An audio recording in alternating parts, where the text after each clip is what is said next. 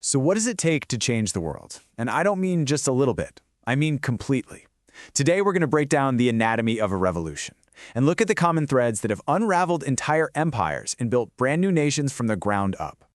You know, it's a question that's echoed all through history, from the little colonial towns in America to the crowded streets of Paris and way beyond. What is it?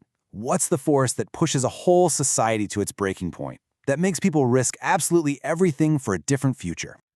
Okay, let's dive into this. Because while every single revolution is unique in its own way, it turns out they're not just random acts of chaos. Nope. In fact, when you look really closely, you start to see a pattern, almost like a recipe, with some very common and very powerful ingredients. So the first, and honestly, the most essential ingredient is pressure. I'm talking about widespread, relentless social and economic strain. Think of society like a pressure cooker. When all that inequality and debt and injustice just builds up and up over time, the tension just keeps rising until, well, something's got to give. And wow, this slide right here is a perfect snapshot of that pressure cooker in pre-revolutionary France. Society was split into these three groups, called estates. Now, the first and second, that's the clergy and the nobility, they made up just a tiny, tiny fraction of the population, but they owned most of the land and paid almost zero taxes. Meanwhile, the third estate, which was, get this, everyone else, a staggering 97%, they had to shoulder the entire financial burden. I mean, come on. That is the literal definition of unbearable pressure. And you see the same kind of thing building across the Atlantic. The American colonies were really getting squeezed by the British Crown. You had the Stamp Act, the Tea Act, just one tax after another, all imposed on them without a single colonial representative in the British Parliament to even argue their case. This growing economic resentment, it wasn't just about the money, right? It was about this fundamental lack of fairness and control. The pressure was definitely on. All right, so let's get to our next ingredient and see how this all builds, because pressure by itself isn't quite enough to start a revolution. People need more than just something to fight against. They need something to fight for. They need a big, powerful idea, a really clear vision for a different and a much better future. And this is that idea, put into some of the most famous words ever written. Concepts coming out of the Enlightenment, liberty, equality, natural rights, they gave people a totally new language. It let them explain not just what was wrong with the old world, but what a truly just society could actually look like. This was a radical, world-changing way of thinking. And it all boils down to this one powerful concept right here, self-governance.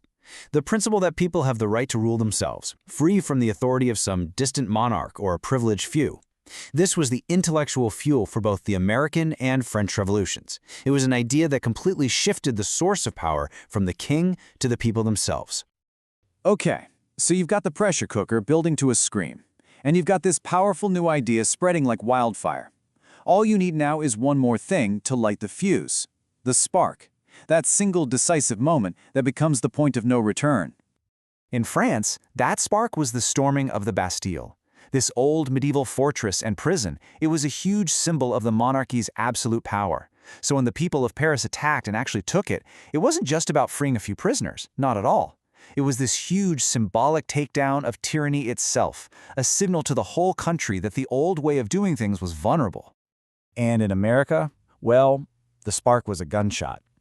At the battles of Lexington and Concord, when these colonial militiamen actually stood up to professional soldiers from the most powerful army in the world, that's when simmering tension exploded into open war.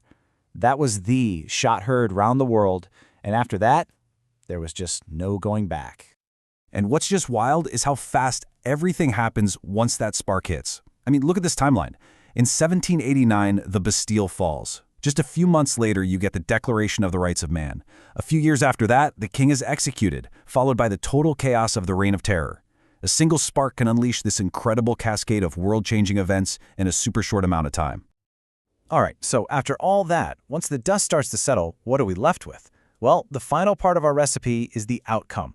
Revolutions don't just change who's in charge, they fundamentally reshape society, with consequences that ripple out across borders and for generations to come. And what's really interesting here is that not all revolutions change the same kind of thing. The American Revolution, that was mostly political. It created a whole new democratic nation.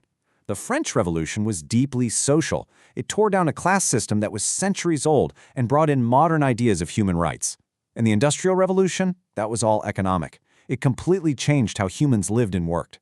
The core recipe might be the same, but the outcome can reshape a nation's laws, its culture, or its entire way of life. And get this, the impact doesn't just stop at the border, not even close. Successful revolutions tend to inspire others, creating this kind of global chain reaction. The Haitian Revolution, the world's first successful slave revolt, was directly inspired by the ideals of the French. The Russian Revolution tossed out the Tsar to create the first communist state, which in turn influenced Mao's revolution in China. You see, the pattern just keeps repeating. So, let's bring it all together, shall we? We've seen that history's biggest transformations often follow a pretty similar recipe.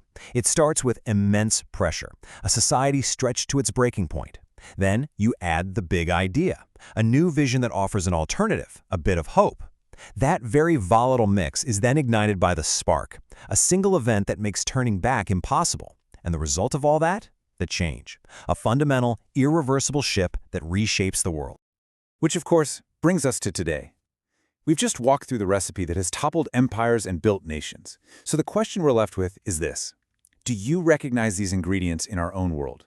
I mean, think about the huge pressures of economic inequality, of technological disruption, of climate change. Think about the powerful new ideas about justice and identity that are spreading all over the globe. Are we just living through a turbulent time? Or are we actually witnessing the ingredients of the next great revolution coming together? It's definitely something to think about.